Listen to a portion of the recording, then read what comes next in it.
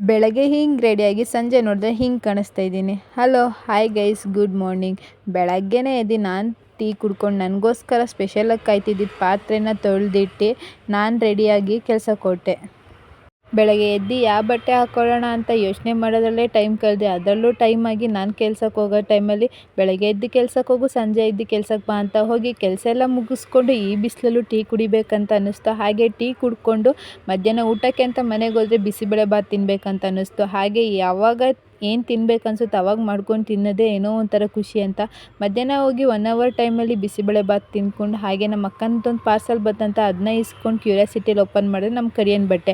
ಹಾಗೆ ಒಂದು ಜಿಲೇಬಿ ತಿಂದ್ಕೊಂಡು KGF ಮೂವಿ ಹಾಕಿದ್ರು ಅಂತ ನೋಡ್ಕೊಳ್ಳೋಕ್ಕೆ ಟೈಮೇ ಸಿಗಲಿಲ್ಲ. ಹಾಗೆ ಸ್ವಲ್ಪ ಮೂವಿ ನೋಡಿಕೊಂಡು ನಾನು ಕೆಲ್ಸಕ್ಕೆ ಹೊರಟೆ. ಮಧ್ಯಾಹ್ನ ಆಯ್ತಿದ್ದಂಗೆ ತುಂಬಾ ಬಿಸಿಲಿತ್ತು. ಹಾಗೆ ಸಂಜೆ ಆಯ್ತಿದ್ದಂಗೆ ಮಳೆನೂ ಸ್ಟಾರ್ಟ್ ಆಯಿತು. ಹಾಗೆಯೇ ಆ ಮಳೆಯಲ್ಲಿ ಟೀ ಕುಡಿಯೋದ್ರಂತಲೇ ಇನ್ನೂ ಚೆನ್ನಾಗಿರುತ್ತೆ. ಕೆಲಸ ಎಲ್ಲ ಮುಗಿಸಿ ಸಂಜೆ ಹೋಯಿತು, ಮನೆಗೆ ಹೊರಟೆ. Thank you for watching.